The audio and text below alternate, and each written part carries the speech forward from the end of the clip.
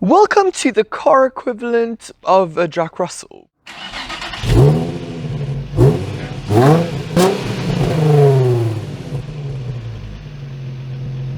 Hi guys, Eric here and welcome back to my channel. Today we will be having a look at this 2020 Suzuki Jimny 1.5 GLX. This car achieved something I never thought possible, being rugged and manly, yet at the same time absolutely adorable. What else does it achieve? Would you like to be mentioned in my next video? All you have to do is to make sure that you're subscribed to my channel and tell me what car this wheel design belongs to using the comment section below. Be sure to identify both the make and model. Let's see who knows most about cars. A really big thank you to the accommodating, thoughtful and helpful staff here at ASJ Motors. They have a huge selection of quality used cars located in two locations in the Overberg region. One is in the industrial area of Hermanus, the other is located on the main road of Verliersdorp. They are open for business, so be sure to check out their catalogue, link in the description box below. If you live in the Western Cape and you have an original car in good condition you would like me to review, please get in touch. There's an email address in the description box below. The very first Jimny went into production all the way back in 1970. Interestingly, it was Suzuki's first successful model in international markets. It was extremely basic, with engine power ranging from 18 to 31 kilowatts over its 11-year production run. The second generation, codenamed SJ30, was released in 1981 and was the first Jimny to become available in South Africa.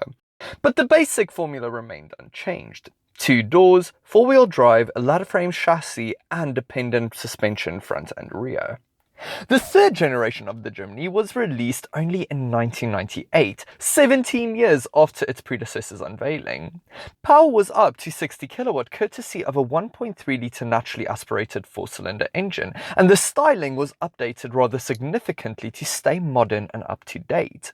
This is the 4th generation Jimny. It was released in 2018, a full 20 years after its father. Power comes in the form of a naturally aspirated 1.4-litre 4-cylinder, which produces a healthy 75 kilowatt and 130 newton-meters of torque. Enough to make light work of the small Jimny, even though the 4-wheel drive system does add some weight to it. Looks-wise, Suzuki ditched the squared-off headlights in favour of a more classic round design. It also readopts sharper edges all around, giving it a chiseled and macho look. I think it looks great, retro chic, much in the vein of the Jeep Wrangler. The front end in particular reminds me a lot of the bigger Jeep. Its face is both approachable and demands respect. In profile it looks really small and compact, but purposeful thanks to extended plastic wheel arches and a high driving height. The rear looks similarly simple and purposeful thanks in no small part to the massive spare wheel mounted on the side hinged boot door. What is the interior like? Step inside the Jimny and I'm in love. Suzuki hit the nail on the head when it comes to interior design. It's very funky and modern and rugged, rugged being the operative word. There are chunky design cues everywhere. There are some exposed screws to hold trim together, much like those I found in the Land Cruiser I reviewed earlier. You even get a low-range transfer case. Don't be fooled into thinking that it's sparsely equipped though. Automatic climate control, a big full-color touchscreen infotainment system with Apple CarPlay and Android Auto, cruise control, and a leather-wrapped steering wheel all come as standard on this GLX model. There are some heritage touches in here as well, the most noticeable of which are the dials. They really remind me of those in older Jimnys. Before I get ahead of myself though, let's take a closer look, starting with the door panel. Well, it is quite big, mostly because it needs to make space for people to get into the back. It is also both rugged and extremely basic. You get a door grab handle, a door handle, as well as a ridiculously small door pocket, but that's it. The windows are very big though, so the cabin feels very light and airy. The doors also feel surprisingly solid when you shut them. Not bad. Turning to the steering wheel, this is a piece of luxury that I was not expecting. It both looks and feels upmarket thanks to a leather-wrapped rim, premium-feeling buttons, as well as brushed silver trim. It won't feel out of place in a more expensive Mazda. Sadly, the column is adjustable for rake, but not reach, which can really hinder a comfortable driving position. The stalks, on the other hand, are really easy to understand and they feel premium to use. Considering this is an area that you come into contact with frequently, I am very impressed. Now for the dials. While you can definitely tell that it pays homage to older models, these dark yellow digits and the fact that they are placed in square pods definitely conjures up images of the 70s. I also like the exposed screws. In between the two analog dials, you'll find a monocolor LCD drives information display. It communicates a full trip computer, outside temperature, current time, and a digital fuel gauge. No water temperature gauge though, which I have a big issue with, especially when you go off-roading. You have to know exactly how hot the engine is running. Other than that though, I am all smiles. The infotainment system impresses me too. It is intuitive to use, the graphics are crisp and clear, and it comes extremely well equipped. Bluetooth audio, a USB input, an SD card slot, and screen mirroring all come as standard in this model. I would have loved physical shortcut buttons though, and a volume dial as opposed to this touchscreen slider thing, but the system is responsive to my touch and loading times are kept to a bare minimum. Whereas the infotainment system is modern and elegant, the climate controls are very rugged and impressive. I love this plastic piece that's around the panel. It's very old school and analog. What's more, it is extremely easy to use and you don't really have to take your eyes off the road to operate it. Very, very good indeed. Turning to the seats, they are on the firm side, but they are comfortable enough, and I love the lower back support. I just wish there was a bit more side bolstering, especially when I go off-roading. The driver's seat isn't adjustable for height either, which compromises a comfortable driving position, especially considering that the steering column doesn't have reach adjustment.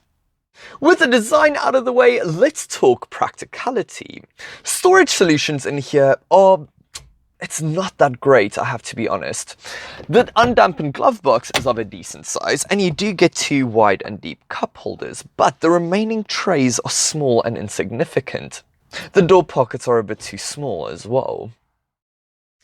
Get in the back and things are alright, if not great. There's just enough knee room and good headroom, but the fitwells force you to contort your body. These windows are fixed in place and there are no storage solutions back here at all. The windows are nice and big though, which lets in a lot of light. Regardless though, it is okay for shorter journeys, but not much more. With all the seats in place, there isn't actually much of a boot back here at all. Even with them folded down, I wouldn't exactly call it cavernous. You do get 2 tethering hooks though, 2 grocery hooks and a 12-volt socket, which is greatly appreciated. Also, with the seats folded down, there isn't a ridge that hinders through loading, nor is there any load lip. This really aids daily practicality. On the other hand though, the actual door is quite heavy and it takes up quite a bit of space when it's opened. Starting with driving around town, the Jimny performs much better than I was expecting. All-round visibility is great. The engine is punchy, if a little bit loud, all the controls are nice and light, and the turning circle is very tight for an off-roader. Now, I would have preferred a reversing camera or at least park distance control, but thankfully, because the Jimny is so small, parking and maneuvering around tight spaces isn't that difficult at all. Out on the twisties, and the Jimny performs slightly better than I was expecting. There's a lot of body roll, but the steering is quite direct, which inspires some confidence. Even the gearbox is quite persnickety. I wouldn't call it fun, but it would be unfair to expect that from it. Out on the open road, and things start to unravel a bit. First of all, the Jimny is in desperate need of a 6th gear. That's because at our national speed limit, the engine revs at a very intrusive 4,000 RPM. Road noise and tyre roar is quite prevalent, and for the first time in a while, wind noise is making an appearance, especially around this corner and the door mirrors. The seats are nice and comfortable, but the Jimny sadly feels out of its depth here. Turning to its rivals, there are a couple of interesting propositions out there, all offering something different.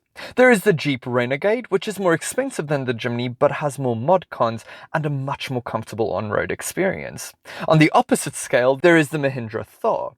It has a great turbo diesel engine, a convertible roof and 4-wheel drive. What's more, it is much less expensive than the Suzuki. It has 2 less seats though, and doesn't exactly have the snob factor the Jimny has.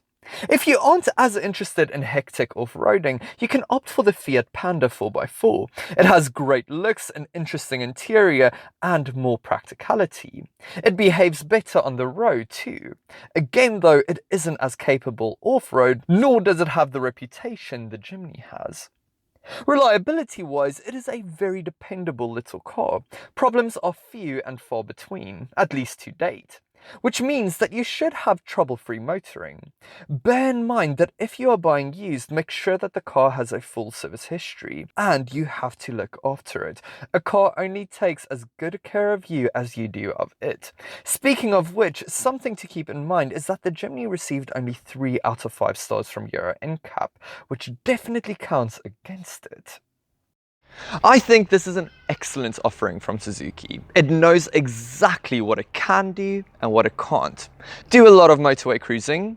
Don't buy the Jimny. Do a lot of city motoring and some off-roading? Buy the Jimny. It does those things so extremely well. It really is as simple as that. Well done, Suzuki. Thank you so much for watching another one of my reviews. If you enjoyed it, please remember to give it a thumbs up. It makes a world of difference to my channel. Do you own a Jimny of any generation? Please comment down below and tell me what your experiences was like. I really am interested. If you haven't already, remember to subscribe and become notified of upcoming videos. I have loads more coming up for you guys, so stay tuned. I hope you guys have a fantastic day. Until next time, bye.